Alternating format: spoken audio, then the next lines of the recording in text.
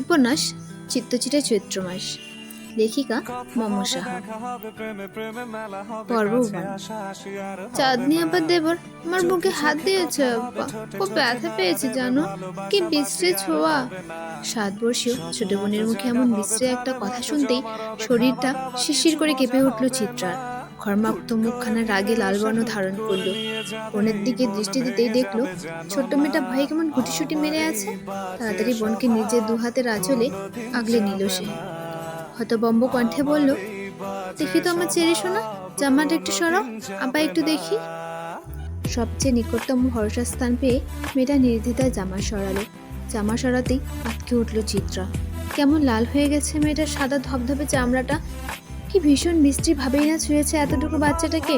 ভাবতেই ঘৃণায় টাইটুম্বর হয়ে গেল চিত্রার শরীরের প্রতিটি শিরা উপশিরা। খেপে উঠল সে। অথচ বাড়ি ভর্তি এত মানুষ, চোখের বসে কিছু করে বসলে তার খেসারত না বা তার ছোট চেরিকে দিতে হয়।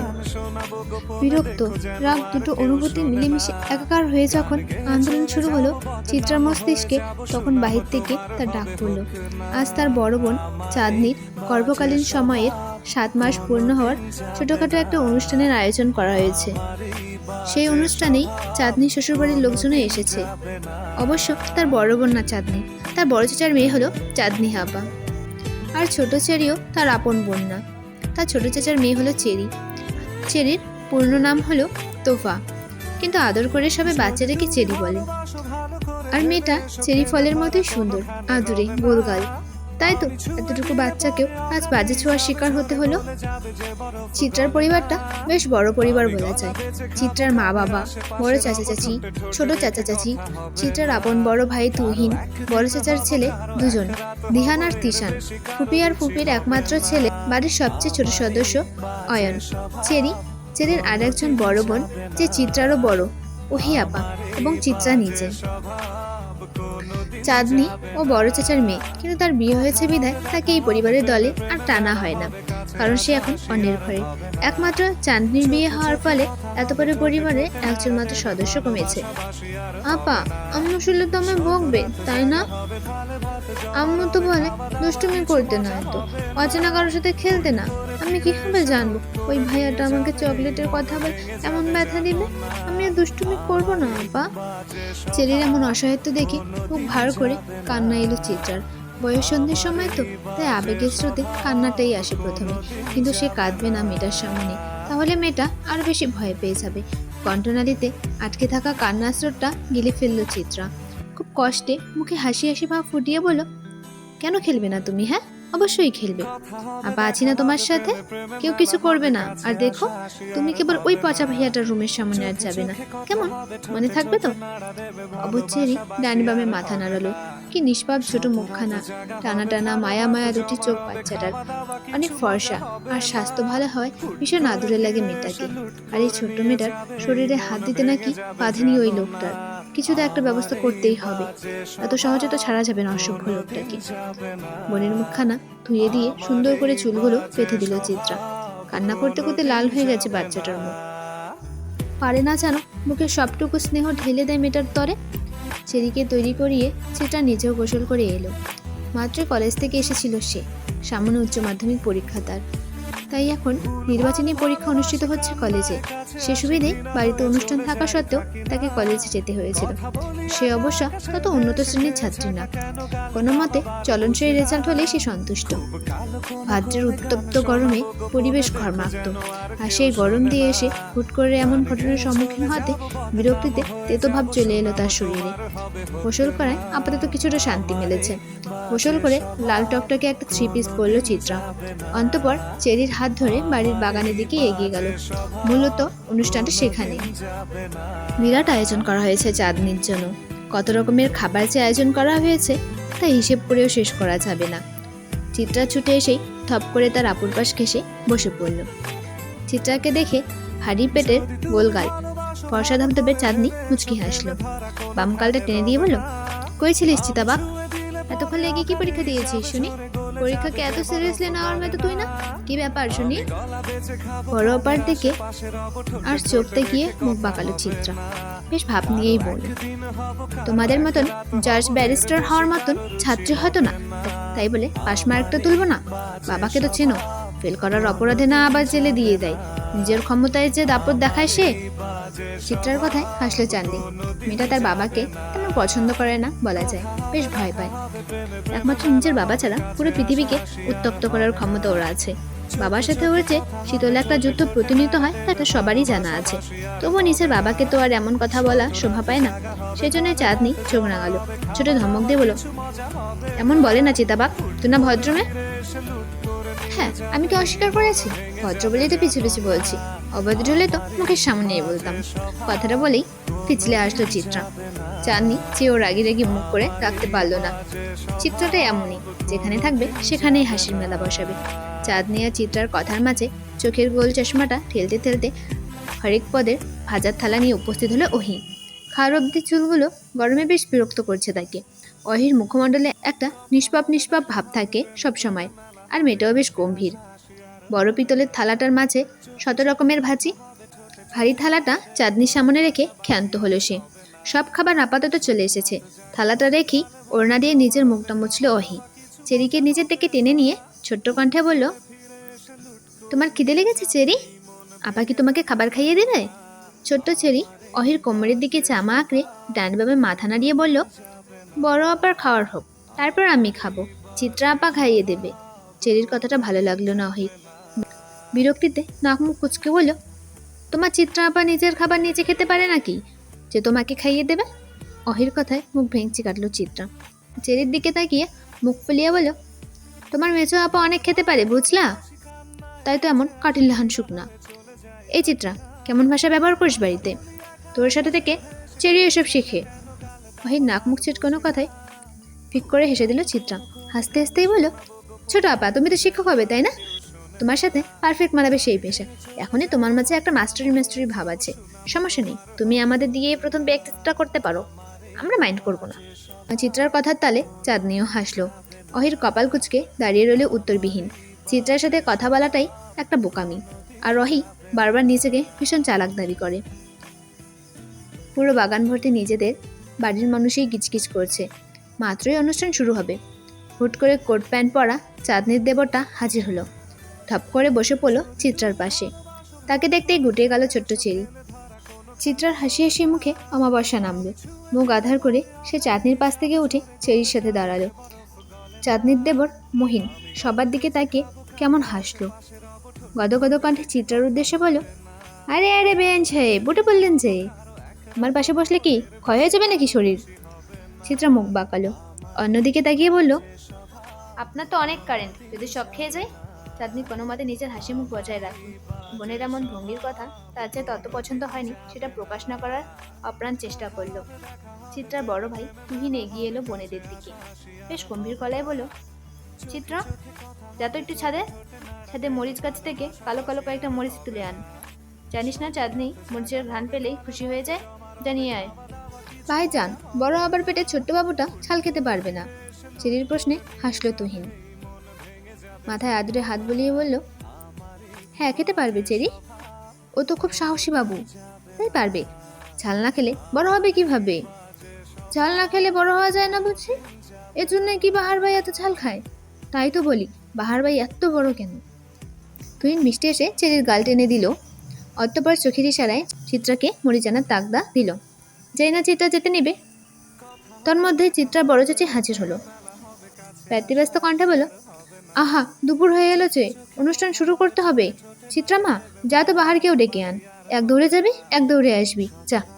চিত্রা মাথা দুলিয়ে ছুট লাগালো ছাদের দিকে। তবে যাওয়ার আগে চেরিকে ছোট আবার সাথে থাকার নির্দেশ দিয়ে গেল। ছাদে টুকটাক সবজি গাছের পাশাপাশি অনেক রকমের ফুল গাছ অবস্থিত। বিভিন্ন ধরনের ফুল সংগ্রহ করাই যেন চিত্রার কাজ। তার ভীষণ ভালো লাগে এই কাজ করতে। তাই তো ছাদে প্রবেশ করার সাথে সাথেই পা বাড়ালো ফুল গাছগুলোর দিকে। কয়েকদিন আগে 3টি নতুন ফুলের চারা গাছ লাগিয়েছিল।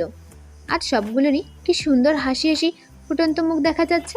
চিত্রা মুগ্ধতা সামলাতে না পেরে পত্রলেখা, মৌসন্ধ্যা আর রঙ্গন ফুলের কাছ থেকে একটা একটা করে ফুল ছিঁড়ে নিল। এই ফুলের গাছগুলো অত সহজলভ্য নয়। কিছুদিন আগে যখন সেই 3টি ফুলের গাছের জন্য হাউতাশ করছিল, তখনই ছাদে দেখা যায় এই ফুলের গাছ।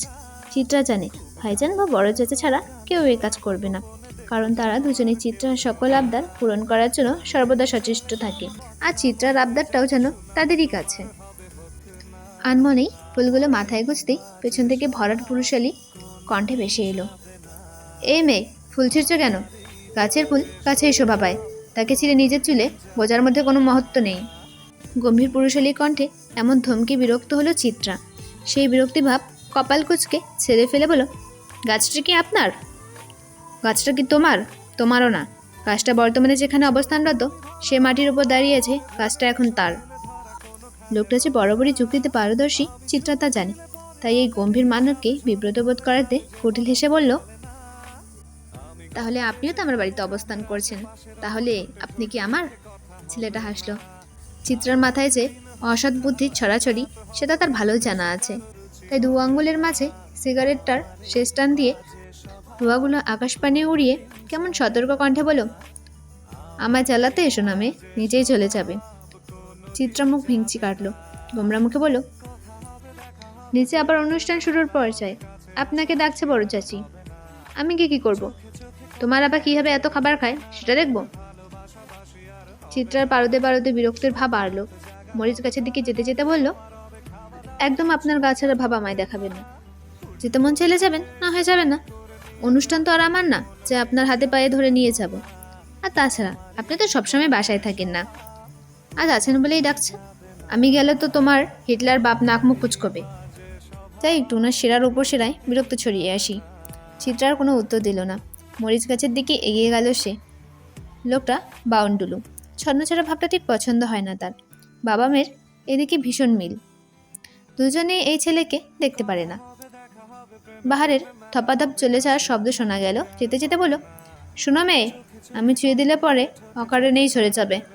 চিত্রা তাকিয়ে রইল লোকটির দিকে।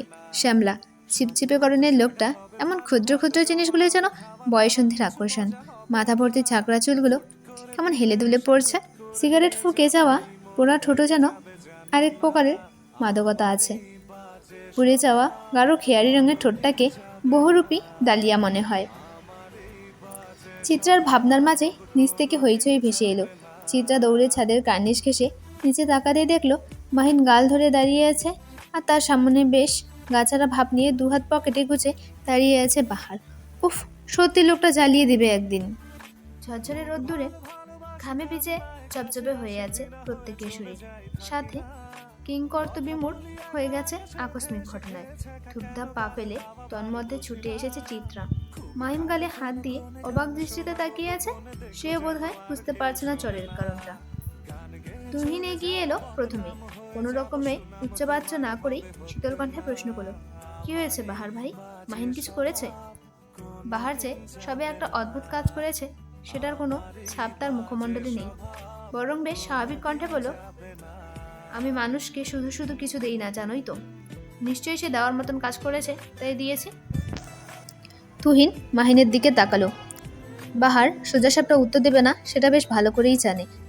বাহারের চরিত্রের সাথে সোজাসাপটা উত্তরটা আশা করাও এক ধরনের বোকামি, তাই সে দ্বিতীয় প্রশ্নটা মাহিনকেই করল, কি করেছো মাহিন? ততক্ষণে মাহিনের হতভম্ব ভাব কেটে গেল। অবাক কণ্ঠে বলো, আমি তো কিছুই করিনি। বাহার পকেটে হাত গুজে হাসলো, ক্ষীণ হাসি। কিন্তু ততক্ষণে মহিনের পরিবার খেপে উঠল। হৈ হৈ করে ছুটে আসলো মহিনের মা, মানে চাঁদনির শাশুড়ি। আঙুল উঁচিয়ে বাহারের দিকে তাক করে দাঁত কিরমির করে বলো, এই ছেলে, এই তোমার সাহস কিভাবে হলো আমার ছেলের গায়ে হাত তোলার? কিছুই তো করলাম না আন্টি। সাহসের কি দেখলেন এখনো? মহিলা দাঁত কিরমির করা প্রশ্নের জবাবে এমন উত্তর যেন অনাকাঙ্ক্ষিত ছিল। দূর হতে চিত্রার ভয়ে হাত পা কাঁপছে। এখানে তার বাবা উপস্থিত না থাকলে হয়তো এতটা ভয় তাকে কাবু করতে পারতো না, অথচ তার বাবার রক্তলাল চক্ষু নিয়ে তাকিয়ে আছে। ঘটনা বিগড়াতে সে বেশি সময় লাগবে না তা বুঝতে বেশি সময় লাগলো না চিত্রার। মহিনের মা লতা বেগমের রাগ চক্রবৃদ্ধি আকারে বাড়ল। বেছে বেছে সে চিত্রার বাবার নুরুল সওদাগরের দিকে তাকিয়ে চোখ দিয়ে অগ্নিবর্ষণ করে বলল, ভাই সাহেব, আপনারা হা করে সবটা দেখছেন? বাইরের একটা উৎকট ছেলে আপনাদের সামনে এমন একটা কাণ্ড ঘটিয়ে ফেললো, অথচ আপনারা নিশ্চুপ। ছেলেটাকে ধমকও দিচ্ছেন না। ওনার ধমকের পরোয়া অন্তত বাহার করে না আন্টি। ভুল জায়গায় ভুল তথ্য প্রেরণ করাটাই বোধহয় মহিলা সমাজের কাজ।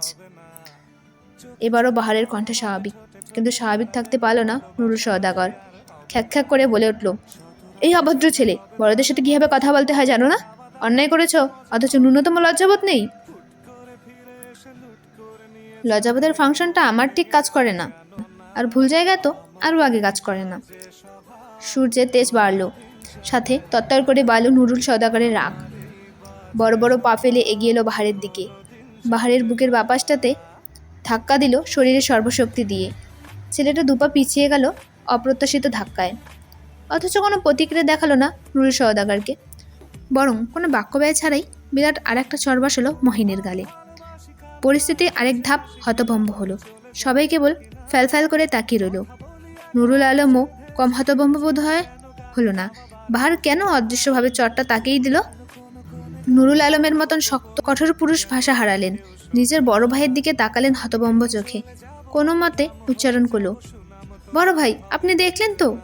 ছাদের কার্নিশ ঘেঁষে অনবরত কাক শোরগোল তুলল। পরিবেশ যেন প্রয়োজনের তুলনায় শীতল। চিত্রার বড় চাচা গলা পরিষ্কার করে যখন বাহারের দৃষ্টি আকর্ষণের চেষ্টাও চালালেন, বাহার সবাইকে অবাক করে দিয়ে তৃতীয় তথাপি শেষ চরটা মারল মহিনের ডান গালে, এবং সবাইকে অবাকের চরম পর্যায়ে পৌঁছে দিয়ে পকেট থেকে সিগারেট বের করে হেলতে দুলতে চলে গেল বাড়ির মেন গেট পেরিয়ে। সবাই কেবল তার যাওয়ার দিকে তাকিয়ে রইল। বর্তমানে এই তাকিয়ে থাকাটাই যেন উত্তম কাজ হয়ে দাঁড়ালো সবার কাছে। লতা বেগম তার পাশের চেয়ারটা ধাপ করে বসে পড়লেন। এতক্ষণের ঘটনা কর্মকাণ্ড যেন সবারই নেহাতি ভ্রম মনে হলো। বাহার যখন গেট পেরিয়ে অদৃশ্য হলো, উচ্চকণ্ঠে শোনা গেল নুরুল সওদাগরের ভয়াবহ রকমের চিল্লিয়ে বললেন, এই বেয়াদব ছেলেটা যেন এই বাড়ি তার পানা রাখে। বিনা কারণে একটা ছেলেকে এতগুলো চড় মারলো, অথচ তার ভয় আফসোস কিছুই নেই। বড় ভাই, এটার বিহিত আপনাকেই করতে হবে। বাবা, বাহার ভাই অকারণে কিছু করে না, আমরা সবাই জানি। নিশ্চয়ই আমাদের অজান্তে কিছু হয়েছে। তুহিনের কথা থামলো। তার কথার পৃষ্ঠে উত্তর দিল চাঁদনির স্বামী। লোকটা নিপাট ভদ্রলোক, খুব সহজে রেখে চান না, ভীষণ ঠান্ডা মানুষ। ঝুটঝামেলা এড়িয়ে চলে গিয়ে জীবনে সুখী মানুষ সে। কিন্তু আজকের অনাকাঙ্ক্ষিত ঘটনার পর লোকটাও চুপ থাকতে পারল না। বিস্ময় নিয়ে বলল, তুহিন, তোমার কথাই না হয় মানলাম, এতগুলো চড় তো আর এমনি এমনি দেয়নি, নিশ্চয়ই কারণ আছে। বাহার ভাইয়ের উচিত ছিল যে কারণগুলো বলার। এতগুলো মানুষকে এক সমুদ্র প্রশ্নের নিচে ফেলে দেওয়াটা ওনার মতন বুদ্ধিমান লোকের কাছে প্রত্যাশিত নয়। সব জায়গায় গাছাড়া ভাবটা আদৌ মানানসই? অবস্থা বেগতিক। কথার পৃষ্ঠে শুরু হলো কথার ঘাত প্রতিঘাত, অথচ যাকে নিয়ে এত কিছু সে নির্জীব ভোগবে প্রস্থান করেছে। বাহার ভাইয়ের কাজটা পদ্ম চোখে বাঁচলেও বাড়ির বেশিরভাগ মানুষই তার পক্ষেই কথা বলছে। কথা কাটাকাটি যখন বাজে পর্যায়ে, তখন চিত্রার মনে হলো বাহারের পক্ষ থেকে একটা কারণ উল্লেখ করতে হবে যেন চরটা যুক্তিযুক্ত হয়। যেমন ভাবনা তেমন কাজ করার আগেই বাড়ির সবচেয়ে গম্ভীর ঠান্ডা ওহি কথা বলে উঠল, খুব কিনসরে বলো, বাহার ভাই আমার পক্ষ থেকে চরটা মেরেছে, ওনার দোষ নেই। অবাকের ওপর অবাক হচ্ছে পরিবারের বড় সদস্যরা, ছোটরাও সেই তালিকায় বাহিরে না। অহির মা ছুটে এলেন মেয়ের দিকে, থমকে বলেন, কি বলছিস অহি, আজে বাজে কথা বলবি না একদম। মায়ের ধমকে মুখটা এতটুকু হলো। তখন মেয়েটার ভরসা হাত ধরে এলো চিত্রার মা। এই ভদ্রমহিলা প্রচুর বুদ্ধিমতী। অহির কথার ইঙ্গিত বুঝতে তার এক সেকেন্ডও ব্যয় হলো না। তাই নিজের ছোট চাকে চোখের ইশারায় চুপ করিয়ে অহিকে আদরের স্বরে জিজ্ঞেস করলো, আচ্ছা অহি, বলো তো, মহিন ঠিক কী করেছে তোমার সাথে? অসভ্যতম করেছে কি? অহি উপর নিচ মাথা নাড়ালো, যার অর্থ হ্যাঁ। চোখের গোল গোল গ্লাসে চশমাটা ঠেলে চোখের সাথে আটসাট করে দিয়ে মতো মুখে বলল, মাহিন আমার স্পর্শগত জায়গায় বাজেভাবে ছুঁয়েছে, সেটাই হয়তো বাহার ভাই দেখে ফেলেছে। আমি তো লজ্জায় প্রতিবাদ করতে পারতাম না, ভাগ্যে শুনি করে দিয়েছে। সবার দৃষ্টি এবার মহিনের দিকে পড়ল। মহিন অবাক চোখেই তাকিয়ে রইল অহির দিকে। তুহিন এসে এলো পাথারি কতগুলো আঘাত করলো তার শরীরে। ঘৃণায় প্রত্যেকের শরীর রিরি করে উঠল। অহি স্বভাবসুলভ বেশ ঠান্ডা মেয়ে। এই মেয়ে যে বানিয়ে বানিয়ে কিছু বলবে না সেটা সবারই জানা। লতা বেগম নিজের ছেলের বেহাল অবস্থা মানতে না পেরে ছেলের সামনে সুরক্ষার দেয়াল হয়ে দাঁড়ালো। ছেলেকে নিজের পিছে আড়াল করে হাত জোর করে বলুন, আমার ছেলেকে আর মেরো না বাবা, অনেক তো মেরেছো, ও ক্ষমা চাইবে অহির কাছে, এবারের মতো ছেড়ে দাও। আমি ওর আচরণে লজ্জিত, ভাবতে পারিনি আমার ছেলে এমন হবে, ক্ষমা করো বাবা। তুহিনের রাগ তখনও আকাশ সমান। নিজের বাড়ির মেয়েদের সে যথেষ্ট সামলে রাখে, অথচ এই আত্মীয় নামক জানোয়ারটা নাকি বাজে আচরণ করে বেঁচে যাবে, কক্ষণই না। তুহিন তার বাবার উদ্দেশ্যে হুঙ্কার ছাড়ল, বাবা, এবারও আপনি কিছু বলবেন না? এতক্ষণ তো অনেক কথা বলছিলেন। ওরে এবার জেলে দেন। এত বড় সাহস ওর! হ্যারাসমেন্টের দায়ে জেলের ঘানি টানবে ও। ব্যবস্থা করুন। উৎসবমুখর পরিবেশটা হুট করে ভয়াবহ রূপ ধারণ করল। চেরিকে আঁকড়ে ধরে নিরুত্তর দাঁড়িয়ে রইল চিত্রা। সওদাগরের বাড়ির সকল সদস্যই বেশ চতুর। আত্মীয়দের মাঝে এমন বিশ্রী ঘটনা ঘটলে তাদের বড় মেয়ের সংসারও যে আজ আসতে পারে সেটা তাদের ঢের জানা। পাড়া প্রতিবেশী তন্মধ্যেই ছিছি শুরু করলো। তিলকে তাল বানালো। অহিত চরিত্রে কিঞ্চিত কালি ছোড়াছড়ি হয়ে গেল। বাড়ির সবচেয়ে বড় সদস্য আফজাল সওদাগর নিচে মুখে খুললেন। গম্ভীর থেকে গম্ভীর কণ্ঠে বলল, যা হয়েছে তা শেষ। মহিনকে যথেষ্ট শাস্তি দেওয়া হয়ে গিয়েছে। বাকিটা আমরা পারিবারিকভাবে মিটিয়ে নেব।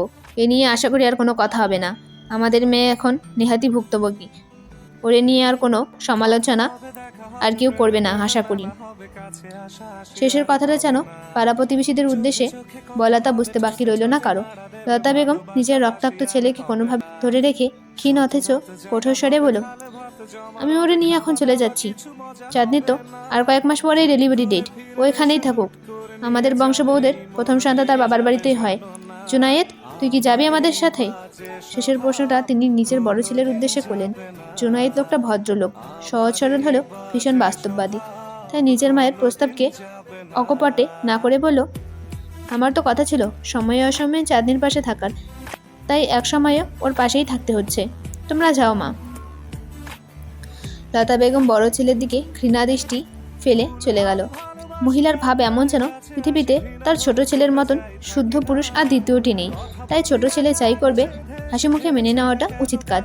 যেহেতু চাঁদনির পরিবার মেনে নেয়নি, তাই বংশের নতুন নিয়ম বের করে শাস্তিস্বরূপ চাঁদনিকে ঘুরিয়ে পেঁচিয়ে ও বাড়িতে নিবেন না তা বুঝিয়ে দিয়ে গেলেন। কেউ কোনো রকম প্রতিক্রিয়া জানালেন না। সবার ভাব এমন যে লতা বেগমের বংশের নিয়মটা তারা নির্দ্বিধায় পালন করবে। যখন বড়দের কথোপকথন চলল, মহিন ধীর কণ্ঠে বলল, আপনাকে তো আমি ছুঁইনি অহি, তবে এবার নিশ্চয়ই ছুঁয়ে দেব। এমনভাবে ছুঁবো যেন নিজেকে দেখে নিজে লজ্জা পান। অহি নিরুত্তর রইল। ভাব এমন সে কথাখানা শুনেইনি। মহিনা তার মা চলে যেতেই আরেক দফা ক্ষমা চাইল জুনায়েদ। ভাইয়ের কর্মকাণ্ডে যে সে লজ্জিত সেটা তার আচরণেই প্রকাশ পেল। সবটুকু ঘটনায় চাঁদনি ভরকে গেছে।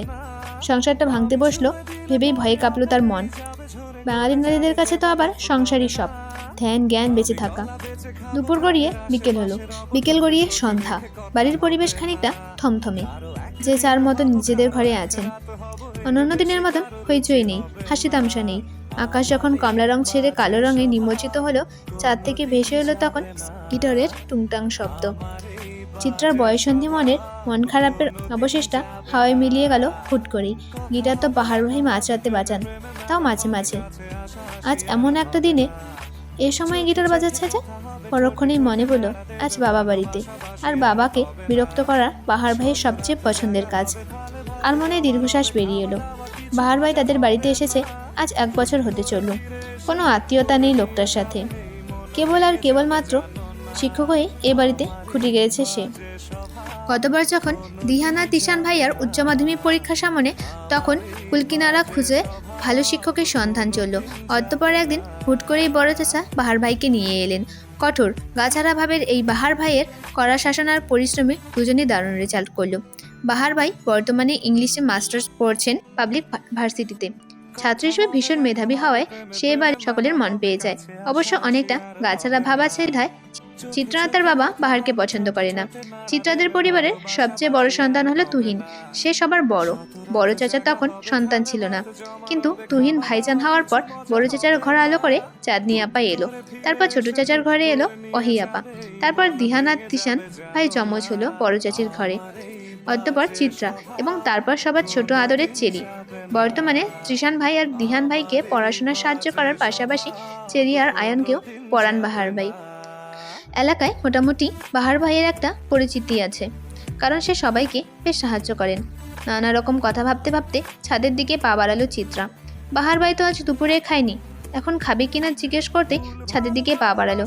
ছাদের চিলেকোঠায় ঘরেই বাহার ভাই থাকেন। থাকার খরচ না দিলেও খাবার খরচ বাহার ভাই দেন। তার এক কথা, অন্যের থালে খেয়ে খোটা কামাতে পারবে না। ছাদের দরজার সামনে আসতেই অস্বচ্ছ গিটারের শব্দটা তুমুল হলো। বাহার ভাইয়ের গলা ছেড়ে গানের শব্দ। রক্তের সাথে মানুষগুলি করে বেইমানি, স্বার্থের কারণে মানুষ হয় হারামি, আবার চলার পথে সুখ দুঃখে পর আপন হয়। আমি শুধু আমার আপন কথা মিথ্যে নয়। চিত্রা মনোযোগ দিয়ে তাকালো মানুষটার দিকে। হাঁটু অবধি প্যান্ট পরা, ফুটপাতের খুব সস্তায় একটা ছাইরাঙা পাতলা টি শার্ট গায়ে, চুলগুলো এলোমেলোর সাথে সিক্ত, বোধহয় গোসল করেছে।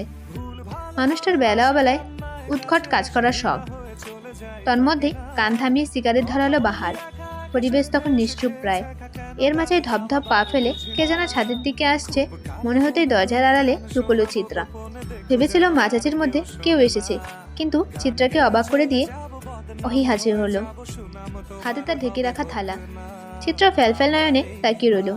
অহি আপা কিনা খাবার এনেছে, এক গ্লাস পানি খায় না চেয়ে সে নাকি আজকাল বাহারের জন্য খাবার আনছে। অহি চুলগুলো দুলাতে দুলাতে ছাদে পা রাখতেই হাঁপ ছেড়ে বাঁচল চিত্রা।